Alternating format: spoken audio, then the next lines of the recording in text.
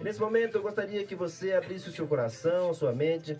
A gente vai estar ouvindo uma palavra abençoada com a nossa irmã Cibele. Glória a Deus. Amém. Bom dia a todos os ouvintes nessa manhã. Queria agradecer a Deus por esse tempo, por essa oportunidade, né? Agradecer ao Osiel por a oportunidade de estar aqui nesta manhã, junto com os meus irmãos, para poder falar da pessoa tão preciosa que é o nosso Senhor Jesus. Se existe alguém que nós podemos falar sem medo, é do Senhor. Se existe alguém de extrema qualidade, de extrema perfeição, é o nosso Senhor. E quando nós falamos dele, algo em nós se transforma. Quando nós falamos dele, nós não conseguimos ser os mesmos, porque o amor dele nos transforma. Falar de Jesus traz cura para nós. Falar do que ele fez, do que ele já fez por nós naquela cruz e do que ele ainda faz por nós. Quando nós vemos o privilégio dessa graça e desse amor, é algo incomparável, é algo que nós não podemos mensurar. Por isso, falar do Senhor, falar da palavra dele é realmente uma oportunidade assim singular na nossa vida, porque ele, por si mesmo, ele é tremendo e a sua palavra por si só, ela é poderosa. As minhas palavras para você hoje podem ser simples, né? Porque eu não tenho tanto domínio e eloquência como muitas pessoas têm, tanta sabedoria como muitas pessoas que eu admiro, como meu pastor. Mas as minhas simples palavras que possam ficar no seu coração nessa manhã. Quando Osiel me disse de eu estar aqui, eu logo meditei nesse salmo, que ele tem sido assim um salmo que tem servido muito para o tempo em que eu tenho vivido na minha vida. Tem sido como base da estação que eu tenho experimentado em Deus. E logo eu pensei de compartilhar algo que eu tenho vivido realmente com os irmãos. Que nessa manhã você se sinta encorajado por essa palavra, assim como eu tenho sido encorajado por ela. Ela está lá no Salmo 126. Creio que a maioria conhece esse salmo, ele é bastante conhecido, né? Ele é tão lindo e fala muito aos nossos corações. Ele diz assim: quando o Senhor trouxe do cativeiro os que voltaram a Sião, estávamos como os que sonham. Então a nossa boca se encheu de riso e a nossa língua de cânticos. Então se diziam entre as nações: grandes coisas fez o Senhor a estes. Grandes coisas fez o Senhor por nós, e por isso estamos alegres. Faz-nos regressar outra vez, Senhor, do cativeiro, como as correntes do sul. Os que semeiam em lágrimas cegarão com alegria. Aquele que leva a preciosa semente andando e chorando, voltará sem dúvida, com alegria, trazendo consigo os seus molhos. Amém? Esse salmo por si só, como eu disse, ele é tremendo, ele é maravilhoso. E ele fala de uma libertação de um cativeiro. Ele fala de uma restauração que o povo israelita teve. Quase 70 anos sendo cativo da Babilônia. O Senhor trouxe libertação para eles.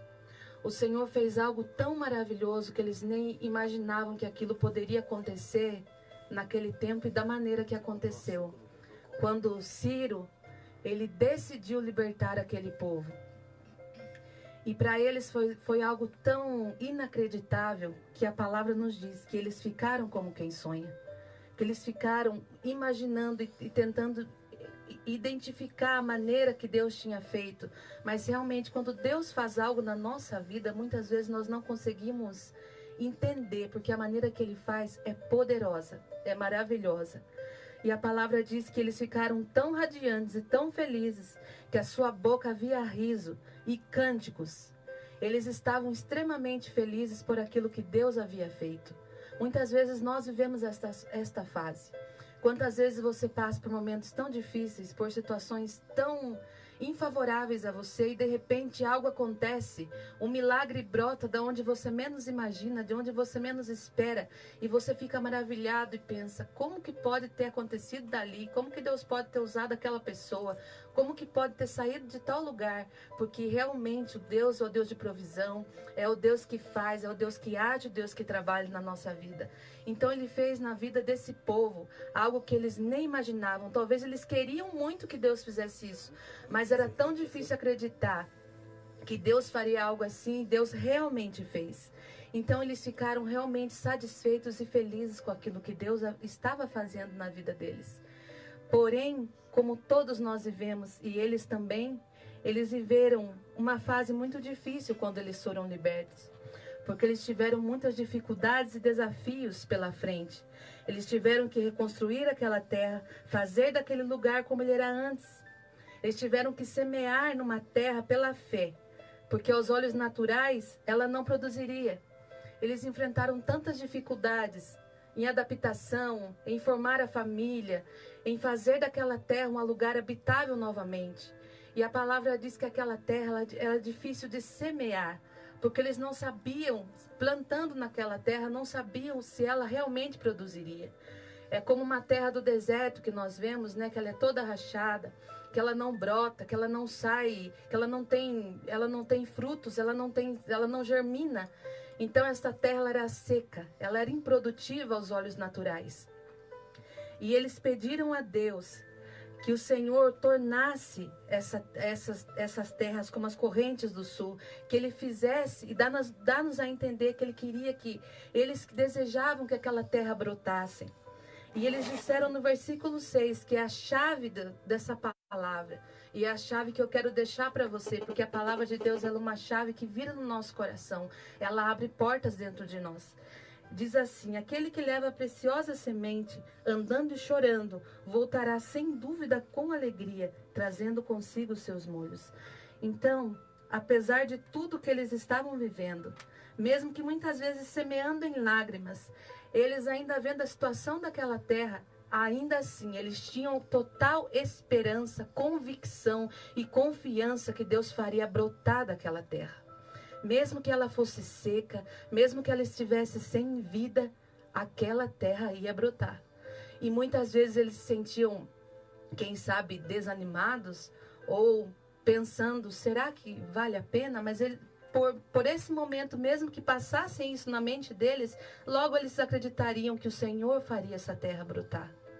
Então, nessa manhã eu quero dizer a você, na sua vida, no seu lar, na sua família, em todas as áreas do seu coração, que mesmo que hoje você se sinta, quando você olha a restauração que Deus fez na sua vida, quando eu olho para mim, o que eu era quando eu aceitei Jesus e o que eu sou hoje, quanta transformação o Senhor causou em mim.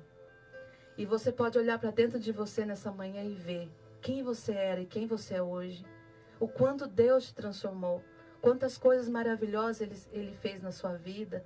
Talvez a sua casa, quando você olha a sua casa antes da sua casa hoje, você vê a transformação que o Senhor fez. Você olha para todas as circunstâncias e vê que o Senhor restaurou a sua sorte em muitas áreas. Mas isso não é sinal de uma vida perfeita. Isso não significa que nós não enfrentaremos desafios, lutas e provações.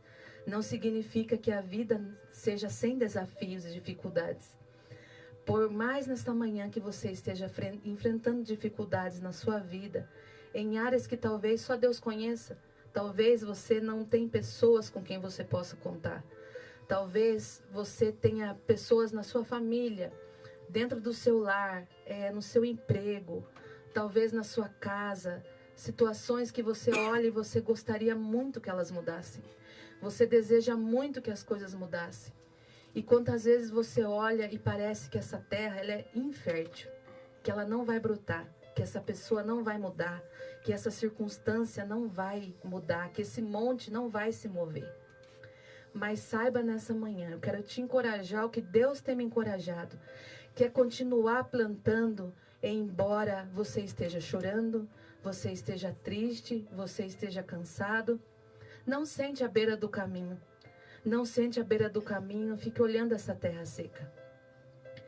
Levante-se. Coloque a semente na terra. Plante ela novamente e espere. Caminhe. Caminhe esperando no Senhor. Continue a fazer aquilo que Deus te chamou para fazer. Continue semeando na vida de quem muitas vezes te oferece só rancor. Quem te oferece ódio. Quem te oferece muitas vezes coisas que você não merece. Continue semeando. Semeando amor, semeando esperança. Semeando a palavra de Deus. Semeando no seu ministério. Muitas vezes os resultados, eles não são visíveis aos nossos olhos. Mas há coisas que nós veremos lá na frente. Quando você retornar por esse caminho, com a sua colheita nas suas mãos, quando você retornar por esse caminho, com os seus frutos, você verá o quanto valeu a pena você ter insistido em fazer algo para o Senhor, em continuar perseverante, em continuar obediente, em continuar fiel. E é o que Deus tem me dito nos últimos dias. Está chorando? Continue andando. Está difícil? Continue andando. Continue andando por esse caminho. Continue a plantar e a semear.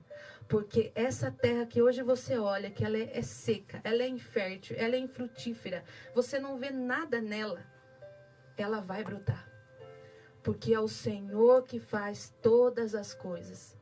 Por isso, seja qual área da sua vida que for, se for uma pessoa, se for uma área do seu trabalho, se for uma área na sua família, se for áreas no seu coração, profundas, quartos, sabe, que muitas vezes ninguém entra, ninguém sabe, ninguém conhece.